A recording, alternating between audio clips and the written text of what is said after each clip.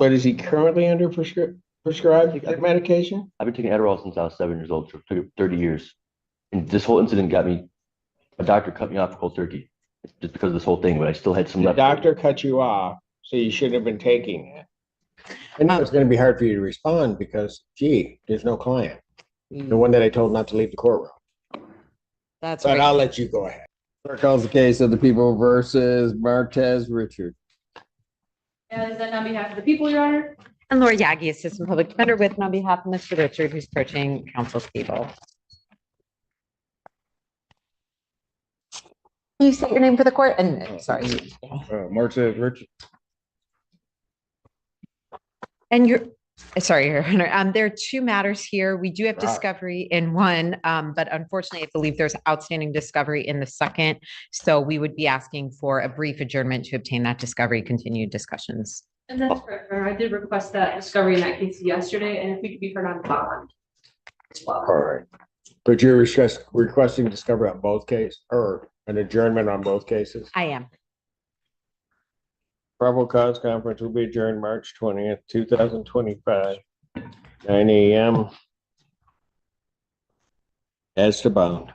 Your Honor, we were informed this morning by the victim that the defendant, when he was in custody, check this, he did try to call her number 6 times from jail when he was in custody. And since release, he's been trying to contact her by call, text, and Facebook. She has not answered, and she did file a police report with, was it YPD?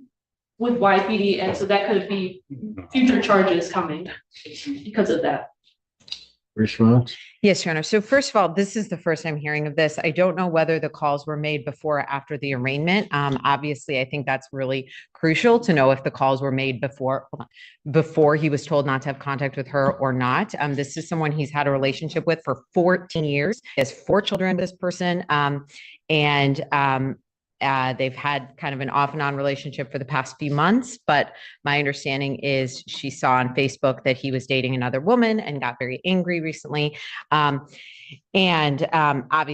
I would ask the court to continue his bond, obviously continue the no contact order until, and potentially even set this for bond violation on the 20th, but until we have further information about what that bond violation is, until we have the police report or until we have information that the jail calls were made after his arraignment. My understanding is he was given a PR and released pretty quickly after. So again, I don't know, but it's very possible those calls were made before he was actually told by the court not to have contact with her. And we haven't been presented any evidence whatsoever of the actual communication or attempted communication. So until that time, I would ask that the court continue his bond. Also, I got my job. I'm supposed to be at work. Okay. And the other thing is Mr. Richard is a manager still at Burger King, right? And he just got a new apartment. He had been working on getting this apartment through his caseworker for like 8 months, and he just moved into that new apartment. And I know he was extremely concerned about losing that apartment if he loses his job, which would of course be at risk if he was to be incarcerated. And I've been homeless for 7 months. Check the dates on the attempted calls from the jail. All right. Well, here's what I'll do. I'll pass it momentarily, let them check the dates, compare them to the arraignment, make a good point in regard to that. But there are also other calls. Yes, the victim informed us that he's been trying to text, call, and connect with her on Facebook multiple times. So she did file a police report on those. On those things. Do we have a copy of that report? Not yet. I believe she filed it yesterday, so we haven't received it yet. Can somebody try to call over to YPD and see if that report's right? Just make the call. Please. I think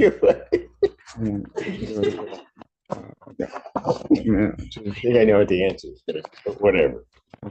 All right, I'm going to pass it, sir. You're not to leave the court. Your Honor, I got my job. Sir? Because we don't even know what's going on. So just grab those 2 files.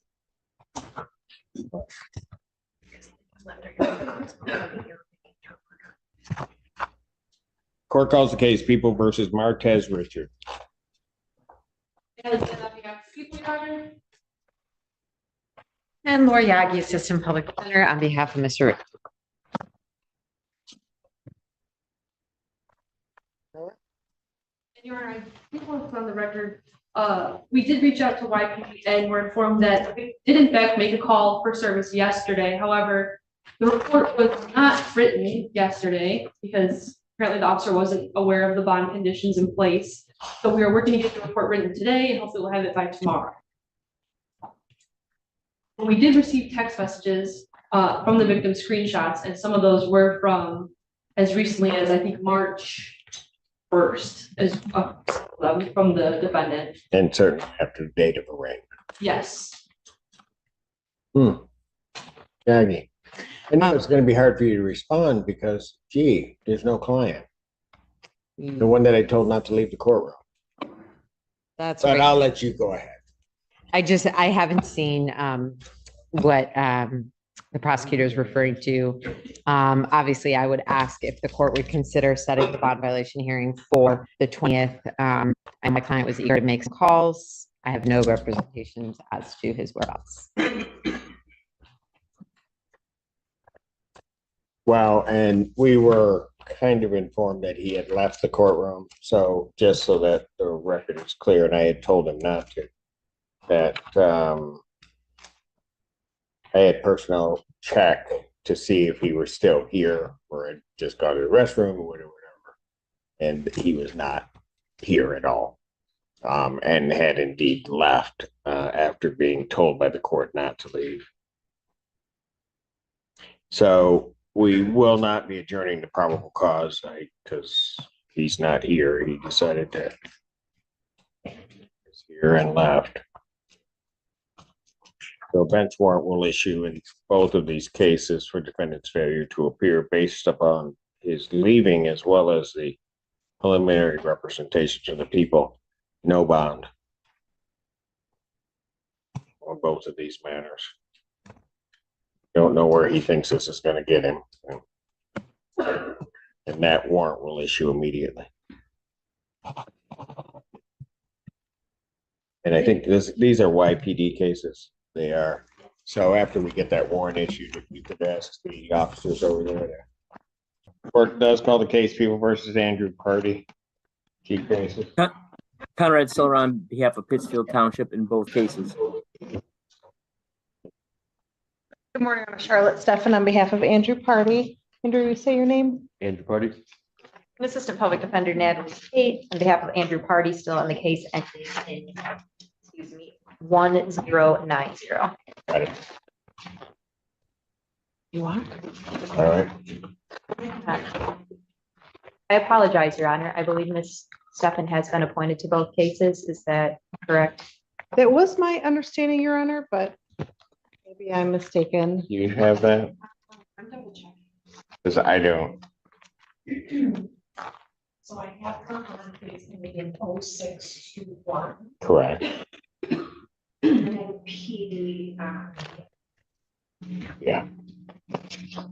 So he has two attorneys. All right. So what are we doing on these cases? Because I think the first thing we need to deal with is bond violation. Stephanie, did you get a copy of that? I did, and I have had an opportunity to discuss that with Mr. Party. All right, why don't we deal with that? Sure, Your Honor. So he admits that he has tested positive for amphetamine. He indicates that it's left over from a prescription.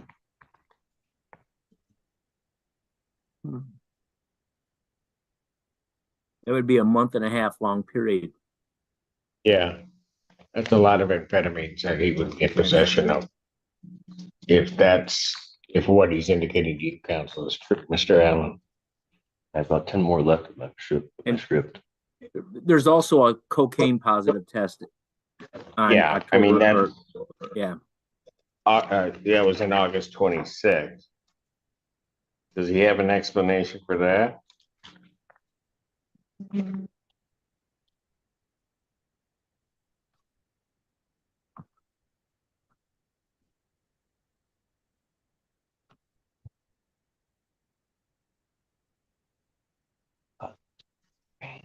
No, Your Honor, he's denying use of cocaine.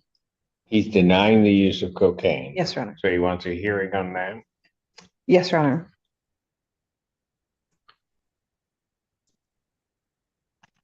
But he admits to the use of amphetamine without a valid prescription. I had a scripture. I don't know what you're talking about. I mean, I don't have one. I don't have it with me here. Is the amphetamine a prescribed medication that he's currently under prescription for? So Judge, I think that the issue is that Mr. Party is saying that he was prescribed the medication. They just cut I me don't know off. how old the prescription was. These were some pills that he was still in possession of from a prescription. A couple months ago. But is he currently under prescribed medication? I've been taking Adderall since I was 7 years old. So it took 30 years. And this whole incident got me, my doctor cut me off cold turkey. It's just because of this whole thing, but I still had some The left. doctor cut you off, so you shouldn't have been taking it. Not because he doesn't want to be my doctor anymore. I'm not gonna, I got the paperwork. I'll send it to you. I got this guy right now.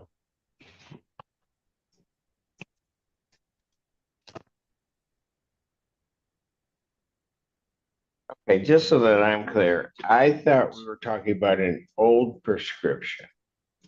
It is. Which So mom, when did your doctor cut you off? couple months ago. It's more like he just stopped being my doctor. You know, got into a thing, and it's just now I have to get a new doctor, CMH, and they're telling me I'm like weeks out. It's not easy trying to get back in. Let's I had to try go it through this counseling. Let's try it this way. When's the last time you filled that prescription? It's a couple months ago. And I had my mom hold on to my pills while I was homeless for the time being. Now that I'm back to work and everything else, I'd gotten back on them. I wasn't gonna wait till I started school again. It's not easy carrying those around. People keep stealing them. So yeah, I'd have my mom hold on to them. I feel like that's not a problem. I keep it at the house. I don't got a home. What are we doing with the cases? I'll address this, bond. Your Honor, we are asking for an adjournment. We received some additional discovery yesterday, so we need some more time to review.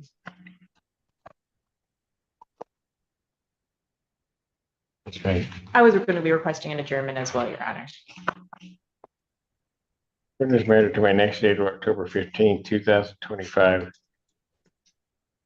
at 9 on both cases with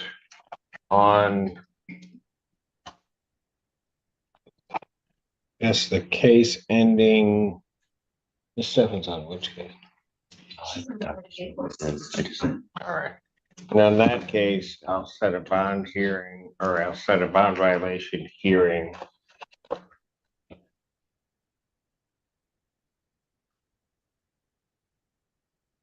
Regarding the use of cocaine for that same date of October 15th, 2025. I'll set that at 9 a.m. So he's not sure I quite understand, but I've got this cocaine in between the use of the amphetamines. Also,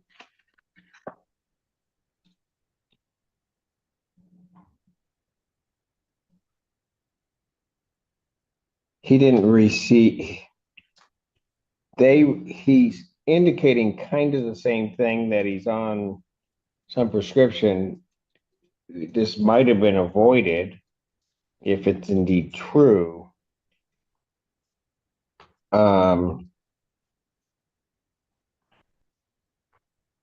That he says he's currently on prescription, but then didn't provide documentation to community corrections. When community corrections then checked through their system, he's not currently prescribed a medication that would test positive for amphetamines. Talking about the intake?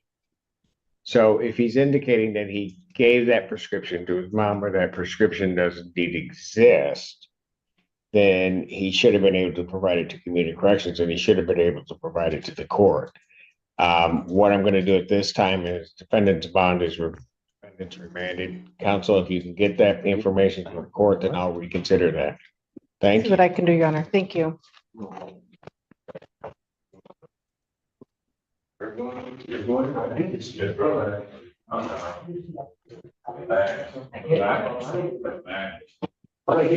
Get security down here, please.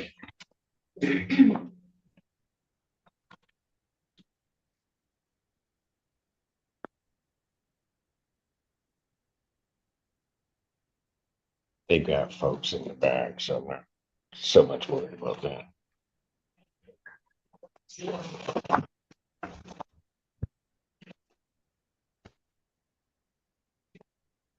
Court does call the case of the people versus Ishmael Davis. I spell this for people. Rob Brunting on behalf of Mr. Davis, Your Honor. You're good. You're good. Hey, Okay. You can cancel that. Yeah, I'm requesting a short adjournment in this case. There's several other matters pending and we'd like to do it global. Give you my next date, October 15th, 2025, 9 a.m. Thank you. Bond continued. Thank you. Your Honor, would you consider a release to treatment if he, If they send over the order for release to treatment, I don't have a problem signing that. that's what you want? Yes, sir. What makes these courtroom moments so compelling is that neither defendant was facing a final verdict yet. Both were dealing with something that often determines the direction of a criminal case long before trial, whether the court believes they can be trusted to follow its orders. In Martez Richard's case, everything changed when allegations surfaced that he violated a no-contact order, and then the situation became dramatically worse when he left the courtroom after the judge explicitly instructed him to stay. That single decision transformed what could have been a routine adjournment into an immediate bench warrant with no bond. Meanwhile, Andrew Carty's hearing demonstrates a different but equally important lesson. Bond conditions aren't optional, and when drug test results conflict with a defendant's explanation, judges expect clear documentation, not just verbal assurances.